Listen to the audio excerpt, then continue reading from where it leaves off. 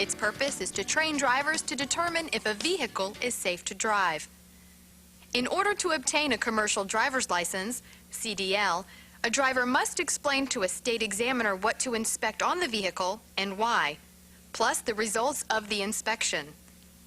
This videotape is a step-by-step guide that will prepare drivers to correctly perform a pre-trip vehicle inspection, as it is required by the Department of Motor Vehicles. As you approach the bus, you must look underneath for evidence of leaks such as oil, water, or fuel. Next, check the clearance lights, turn signals, headlights, and the four-way flashers on the front of the bus. Tell the examiner that there are no lenses missing, cracked, or broken, and that they are the proper color and securely mounted. Now proceed to the left side of the bus. Check the mirrors and frames. Report to the examiner that none are missing, broken, or cracked, and that the mirrors are securely mounted and clean. Indicate that the visibility is not impaired. Next, you will check for leaks in the left side of the engine compartment. Tell the examiner you see no evidence of water, oil, or fluid leaks. Check the water hoses, check the air compressor hoses, and the power steering hoses to determine that they are not cracked, dry rotted, or frayed. Tell the examiner that you have checked all hoses, that you see no leaks, hear no leaks, and that they are securely mounted. Next, you will check the power steering reservoir to see that there are no cracks, dents, or leaks. Also, be sure the reservoir is securely mounted. Then remove the dipstick to ensure that the fluid is above the fill mark. Now remove the engine oil dipstick to check that the fluid level is above the fill mark. Report the results of your fluid checks to the examiner. Please note, the oil dipstick is located on the left side of the engine on 1999 model buses. The dipstick is, however, on the right side of 1994, 96, and 98 buses. Next, you will check the air compressor for any visible cracks or breaks. Make sure it is securely mounted and that you do not hear any leaks. Also, be sure the air compressor drive belt is in place and not dry rotted, frayed, or cracked. Tell the examiner what you have checked and that you have no more than 1/2 to 3/4 of an inch of slack when pushing down on the belt. Please note, on 1994, 96, and 98 buses, one belt drives the air compressor, water pump, and alternator. On 1999 buses, the air compressor is gear-driven. From this side of the engine, you can check that the steering column is straight, not cracked or broken, and is securely mounted. Inspect the steering gearbox. Tell the examiner that there are no visible cracks, breaks, or leaks, that there are no missing bolts, and that it is securely mounted. Next, inspect the steering linkage. Check the pitman arm, the drag link, and the steering arm.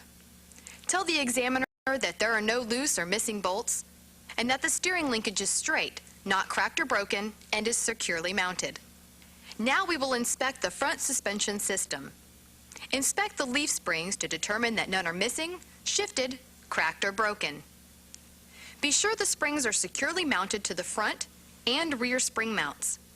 Tell the examiner that the spring mounts and springs are securely mounted, with no missing bolts and no cracks or breaks. Next, you will check that the shock absorbers are not bent, cracked, or broken, that there are no leaks, and that the shocks are securely mounted to the frame. Report to the examiner the results of your check of the front suspension system. Now examine the air chamber hose to be sure it is not dry rotted, frayed, or cracked, and that it is securely mounted. Be certain you hear no leaks. Then check the air chamber. Tell the examiner that it is securely mounted, that it has no cracks or dents, and that you can hear no leaks. Next, make sure that the slack adjuster is securely mounted and that it is not cracked or broken. Tell the examiner that when the brakes are applied, there should not be less than a 90-degree angle between the push rod and the adjuster arm. Also tell him that when pulled by hand, the push rod should not move more than 1 inch. The brake drum is behind this dust cover.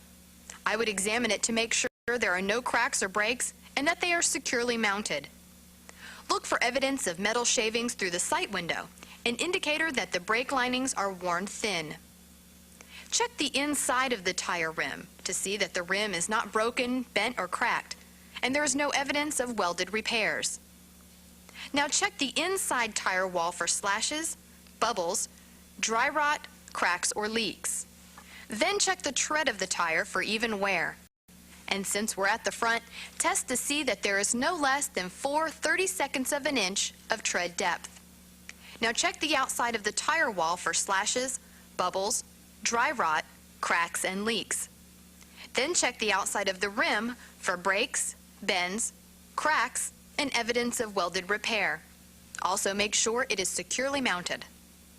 Be sure the valve stem on the tire is straight and not cracked or broken, with the cap in place, and that you hear no leaks. Indicate to the examiner that this is the location for checking the tire's air pressure. Examine the lug nuts to see that all are there, with no shiny metal and no rust trails. This indicates that none are loose. Check the hub's oil seal to be sure all bolts are in place and there are no leaks.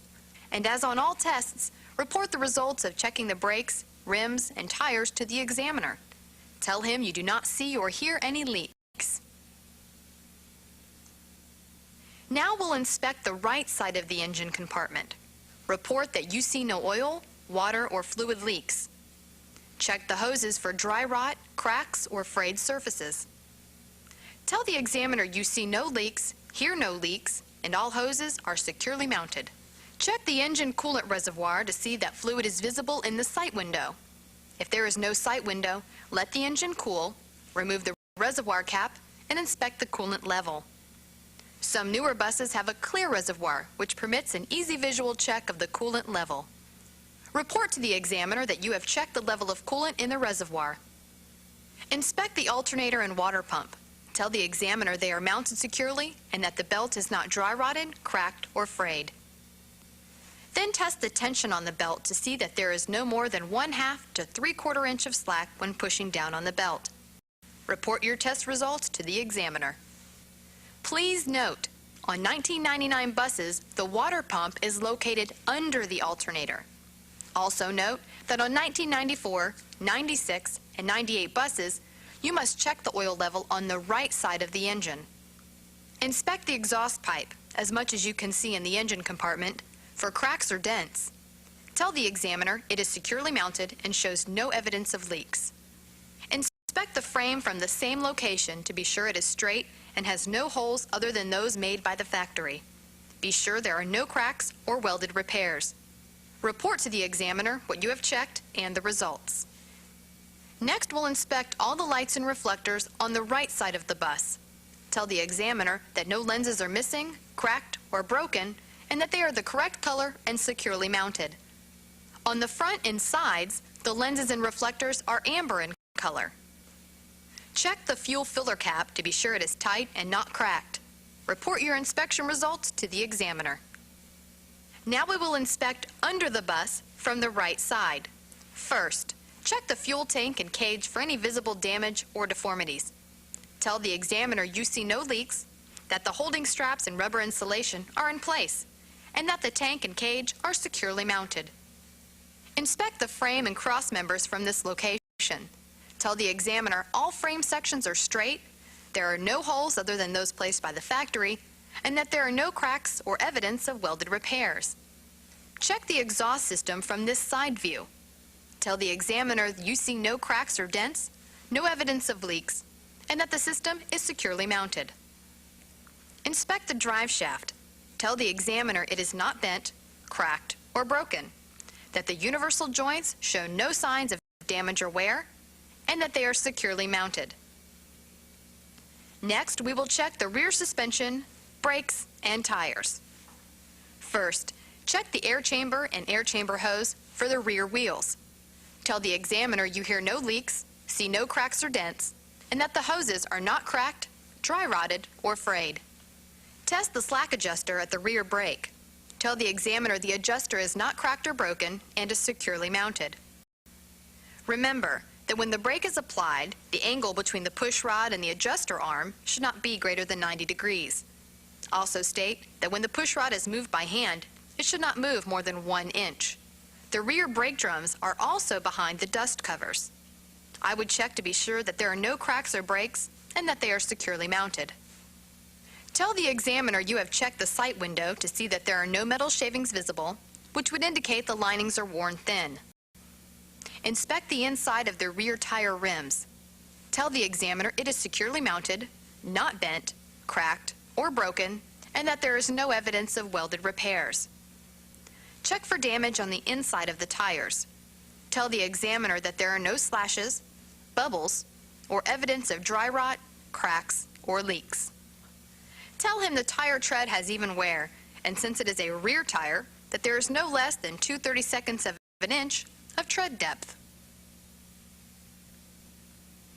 Examine the outside of the rear tires. Tell the examiner that there are no slashes, bubbles, dry rot, cracks, or leaks. Examine the outside of the rim. State that it is not bent, cracked, or broken, that there is no evidence of welded repairs, and that it is securely mounted.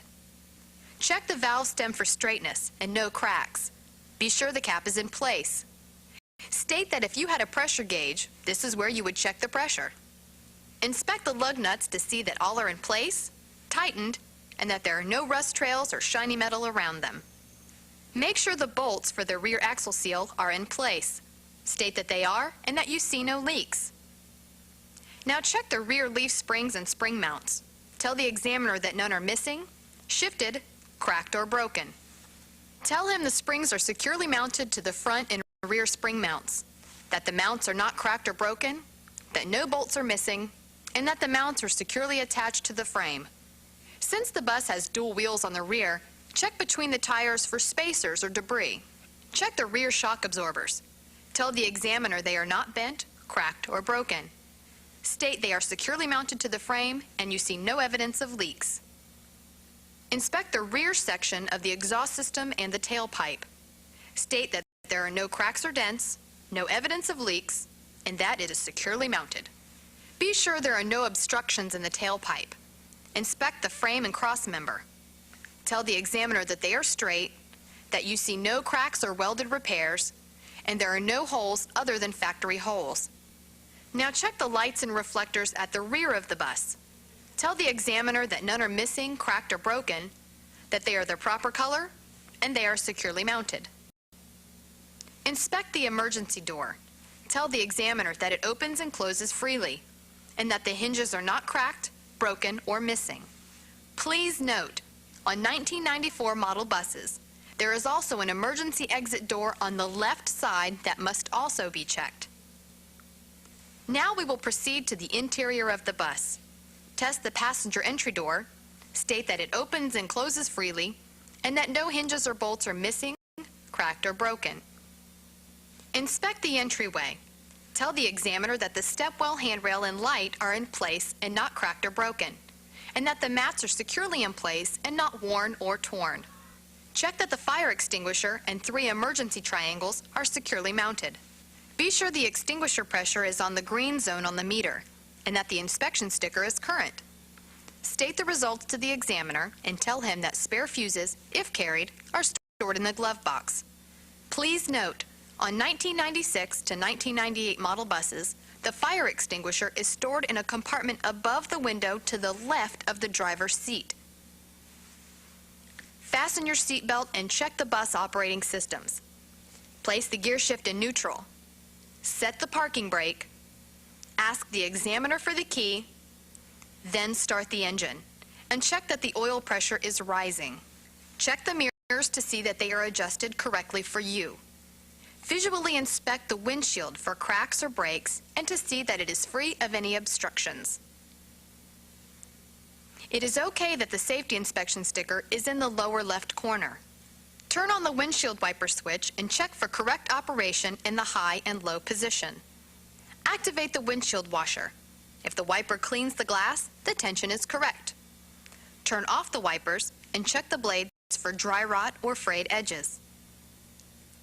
Activate the heater defroster switch and check for correct operation at high and low speed.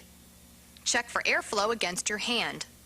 Check the voltmeter and air pressure gauges and tell the examiner the current reading of the voltmeter and the primary and secondary air brake systems.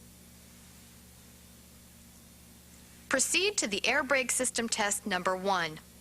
Apply the parking brake. Shift the vehicle into drive. Accelerate the engine 5 to 8 revolutions per minute. If the brake is operating correctly, the vehicle should not move. Proceed to air brake system test number 2. Turn off the engine. Turn the key to the on position. Note, do not start the engine. Release the parking brake. Apply the foot brake and hold it firmly for 1 minute. Watch the air pressure gauge. The air loss should not exceed 3 pounds per square inch during the 1 minute. Proceed to air brake system test number 3.